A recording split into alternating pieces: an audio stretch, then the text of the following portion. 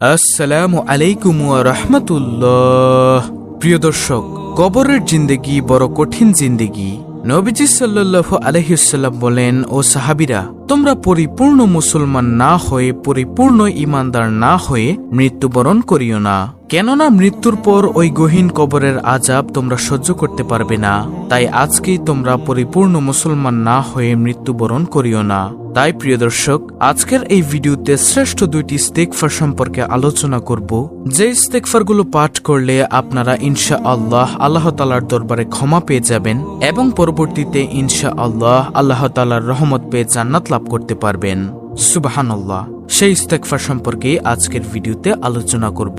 আমার বিশ্বাস আজকের ভিডিওটি তারাই সম্পূর্ণ দেখবে যারা মন থেকে চান তাদের সমস্ত গুনাহ মাফ হয়ে যাক এবং কবরের ওই ভয়াবহ জিন্দেগি থেকে যারা পরিত্রাণ পেতে চান তারাই আজকের এই ভিডিওটি না টেনে সম্পূর্ণ দেখবেন ইনশাআল্লাহ। তাহলে চলুন প্রিয় দর্শক, ভিডিওর মূল আলোচনায় প্রবেশ করা যাক।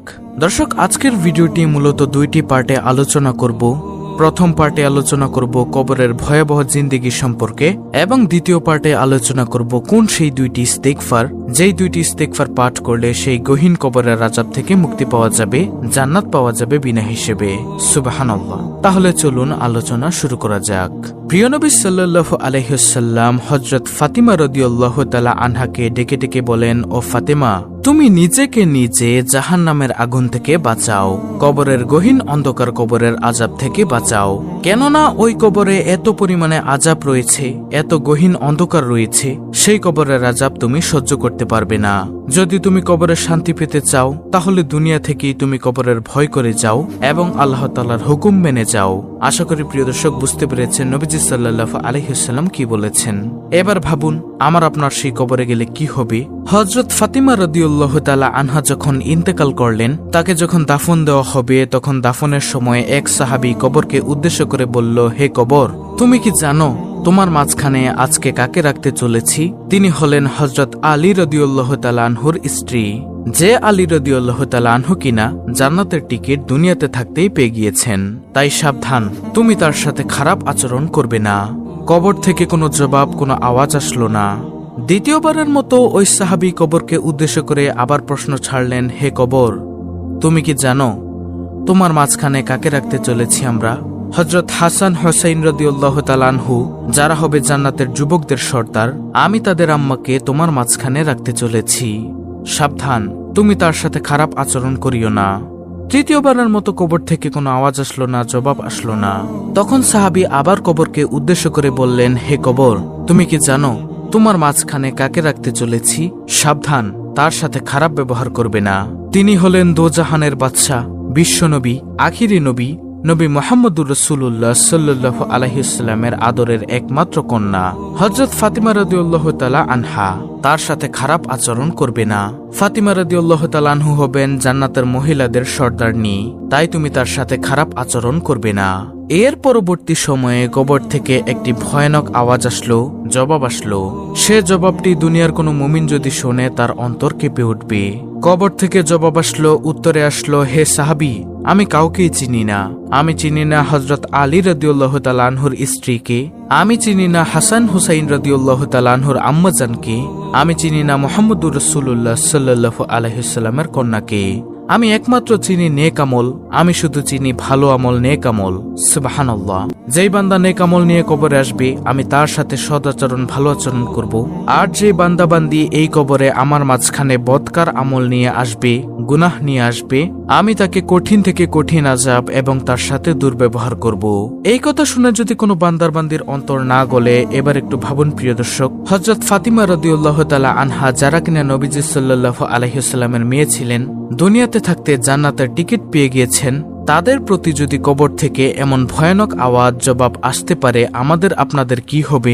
আমরা তো সারা জীবন গুনাহ করেই চলেছি, গুনাহের মধ্যে ডুবে আছি সব সময়। তাই একটু ভয় করুন, আপনার আমার কি হবে। প্রিয় দর্শক, নবীজি সাল্লাল্লাহু আলাইহি ওয়াসাল্লাম বলেন, যখন কোনো বান্দা বান্দি যদি এই গহীন কবরে প্রবেশ করে, তার জন্য রয়েছে কঠিন আযাব। এই আযাব দুনিয়ার কোনো মানুষ যদি নিজের চোখে দেখত তাহলে তারা পাগল হয়ে যেত। প্রিয় দর্শক, যদি এই কবরের আযাব থেকে মুক্তি পেতে চান তাহলে আজকে আমরা এই দুইটি ইস্তেগফার সম্পর্কে জানবো এবং নিয়মিত আমল করব। আমরা যদি ইস্তেগফারের আমল করতে পারি, নিয়মিত ইস্তেগফারের আমল আমরা করব, ইস্তেগফার পাঠ করব, আল্লাহ তাআলার হুকুম মেনে চলব এবং নবীজি সাল্লাল্লাহু আলাইহি ওয়াসাল্লামকে অনুকরণ করে চলব, তাহলেই আমরা এই কবরের কঠিন আযাব থেকে মুক্তি পাব এবং মৃত্যুবরণ করার সঙ্গে সঙ্গে মরণ হওয়ার সঙ্গে সঙ্গে সরাসরি আমরা জান্নাতে চলে যেতে পারবো ইনশাআল্লাহ। তাই প্রিয় দর্শক, চলুন দুইটি ইস্তেগফার জেনে নেই। সর্বপ্রথমে যে ইস্তেগফারটি রয়েছে তা হলো আমরা সবাই জানি ছোট্ট একটি ইস্তেগফার, আস্তাগফিরুল্লাহ আস্তাগফিরুল্লাহ আস্তাগফিরুল্লাহ। আমরা সকলেই পড়তে পারি। এই ইস্তেগফার সবচেয়ে ছোট ইস্তেগফার।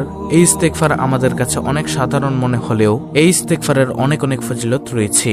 আল্লাহ রাব্বুল আলামিন নবীজি সাল্লাল্লাহু আলাইহি সাল্লামকে বলেন, হে নবী, আপনি যতদিন তাদের মাঝখানে বেঁচে রয়েছেন আমি তাদের উপর আযাব গজব নাজিল করব না। যতদিন তারা ইস্তেগফার পাঠ করবে আমি তাদের উপর আযাব গজব নাজিল করব না।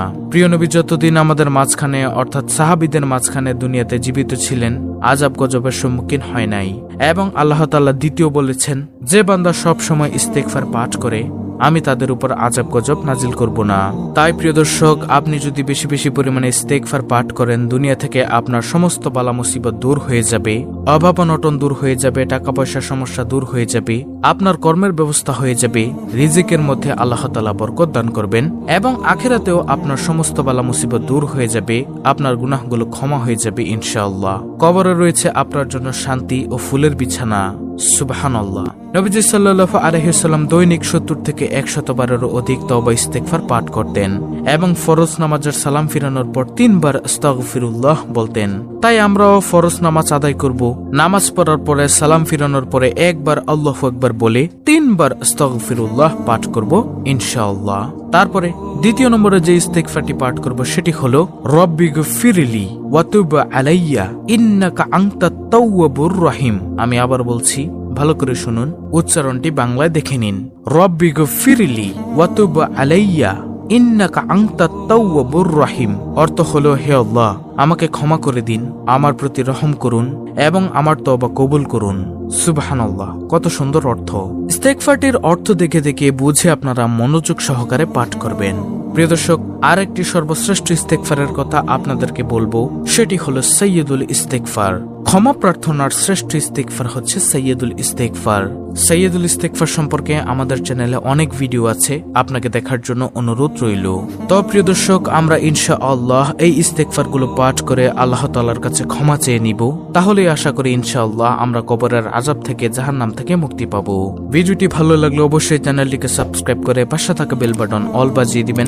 ভিডিওটিতে একটি লাইক দিবেন এবং কমেন্টে আমিন লিখবেন, আলহামদুলিল্লাহ লিখবেন এবং অন্য মুসলিম ভাই বোনদের কাছে ভিডিওটি শেয়ার করে দিবেন, যেন তারাও দেখে শিখে এই আমলটি করতে পারে, ইস্তেগফার করে তাদের সকল গুনাহ ক্ষমা করিয়ে নিতে পারে। আল্লাহ রাব্বুল আলামিন আমাদের সকলের তওবা ইস্তেগফার কবুল করে নিন, আমিন।